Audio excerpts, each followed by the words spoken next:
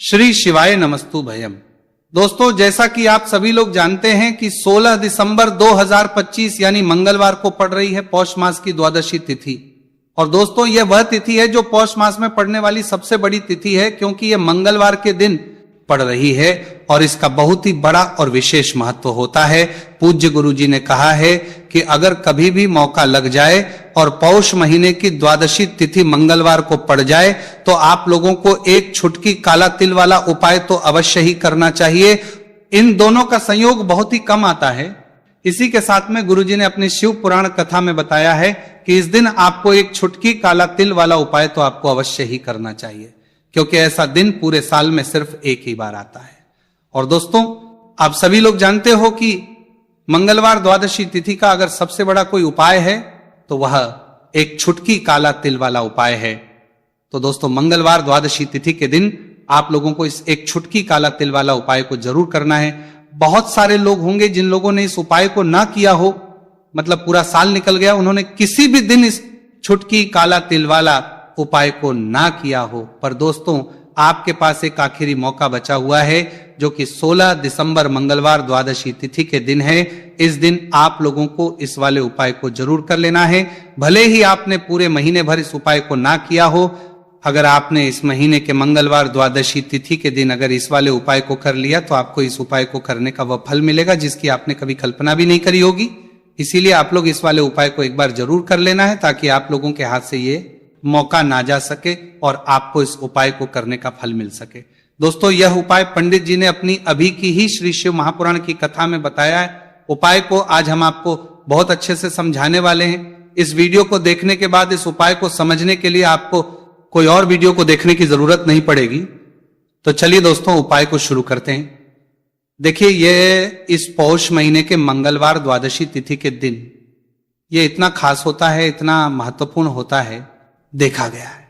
कभी कभी बड़े बड़े पूजा पाठ अनुष्ठान से जो मनोकामना पूर्ण नहीं होते, वह पौष महीने की मंगलवार द्वादशी तिथि के दिन एक छोटे से उपाय करने से ही आपकी मनोकामना पूर्ण हो है। और बहुत सारे लोगों ने इस उपाय को किया भी है और उनको इस उपाय को करने का फल भी जरूर मिला है। अगर आप लोग भी इस उपाय को करना चाहते हैं तो आप इस उपाय को पहले अच्छे से समझ लेना, सुन लेना, उसके बाद करना। आपको इस उपाय का फल जरूर मिलेगा। और इस उपाय को कर लेने से आपके घर में चाहे किसी भी प्रकार की दुख और समस्या क्यों ना चल रही हो, आपको उसका कारण भी नहीं पता है कि भाई यह समस्या किस कारण से चल रही, उसका कुछ भी कारण हो सकता है। जैसे पितृ दोष हो सकता है या किसी भी तरह का मंगल दोष भी हो सकता है। तो इस दिन आप लोगों को ये वाला उपाय कर लेना है। ये एक ऐसा उपाय है जिस उपाय को अगर किसी विशेष दिन पर किया जाए तो भाई उस विशेष दिन का जो है वह तो हमें मिलता ही मिलता है, पर हमने उस दिन पर इस उपाय को किया है तो हमें उससे भी बड़ा फल मिलता है, और फल बहुत जल्दी मिलता है, क्योंकि आप इस उपाय को बहुत ही बड़े और विशेष दिन पर रहे हो। तो चलिए अब उपाय के बारे में बात करते हैं। लेकिन उससे पहले आप लोगों को यह जानना आवश्यक है कि आखिर ये उपाय किस समय करना है, किसको करना है और कैसे करना है। तो चलिए हम आगे आपको वीडियो में एक एक करके बता देते हैं। लेकिन उससे पहले अगर आप लोग हमारे चैनल पर पहली बार आए हैं या फिर मेरी आवाज आज पहली बार सुन रहे हैं तो हमारे चैनल को सब्सक्राइब जरूर कर लेना, और इस वीडियो को लाइक करके कमेंट बॉक्स में श्री शिवाय नमस्तु भयम ओम नमः शिवाय जरूर टाइप कर देना। तो दोस्तों, इस एक छुटकी काला तिल वाला उपाय को हमें इस मंगलवार द्वादशी तिथि के दिन कैसे करना है, किसको करना है, किस समय करना है और कहां पर करना है, ये सारे सवालों के जवाब आपको इस वीडियो में मिल जाएंगे। और जो ये वीडियो देखेगा भाई, उसको एक छुटकी काला तिल वाला उपाय जरूर करना चाहिए, क्योंकि इस दिन काला तिल का भी बहुत ही बड़ा और विशेष महत्व होता है।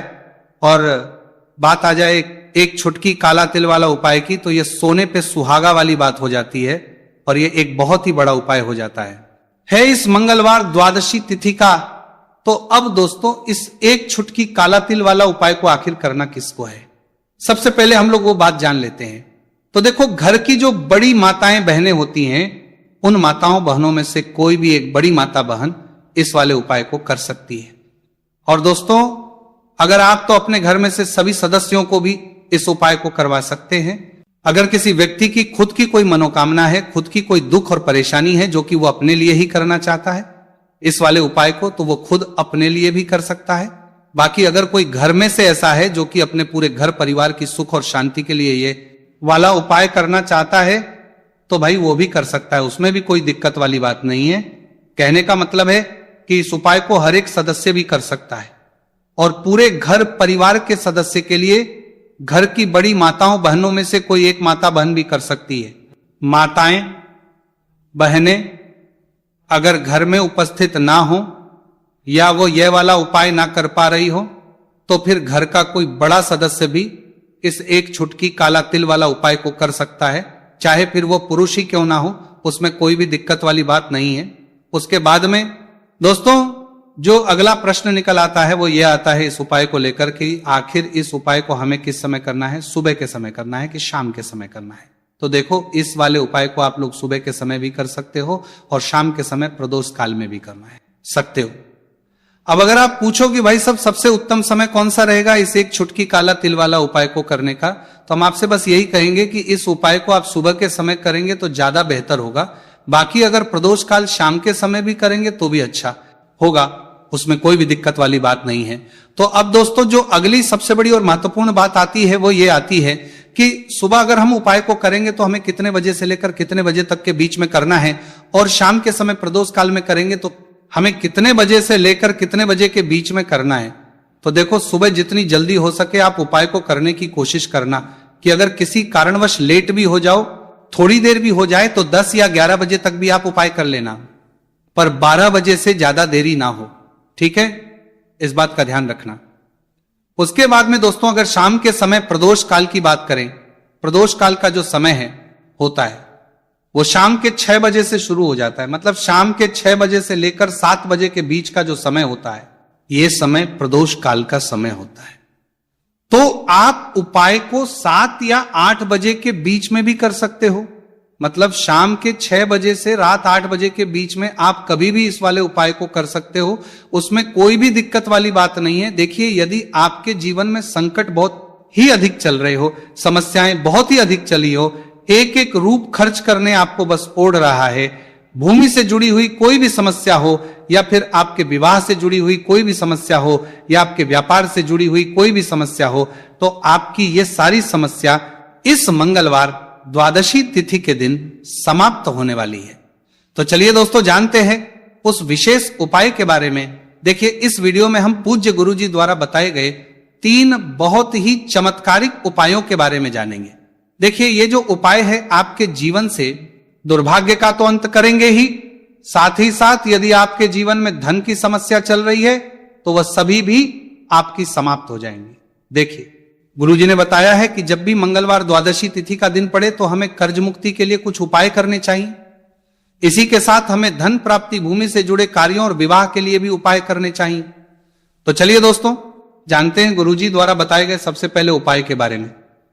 देखिए यह उपाय विशेषकर उन लोगों को करना है जिनकी भूमि से जुड़ी कोई भी समस्या चल रही हो, यानी कि उनकी भी जमीन से जुड़ी हुई समस्या चल रही है, यानी कि जो लोग मकान खरीदना चाहते हैं या फिर उनका खेत से जुड़ा कोई भी केस चल रहा है, या फिर जिनके भी विवाह में विलंब हो रहा है, या फिर जिन भी लोगों के जीवन में कर्ज बहुत ही अधिक बढ़ने लगा है, कर्ज जो है वह चुका नहीं पा रहे हैं, तो गुरुजी ने कहा है कि ऐसे लोगों को यह उपाय करना चाहिए। देखिए इस उपाय के लिए आपको थोड़े से काले तिल ले लेने हैं। देख आपको मात्र एक चुटकी काले तिल ले लेने हैं, इसी के साथ में आपको थोड़ा सा शहद ले लेना है, फिर सबसे अंत में आपको एक लोटा शुद्ध जल ले लेना है।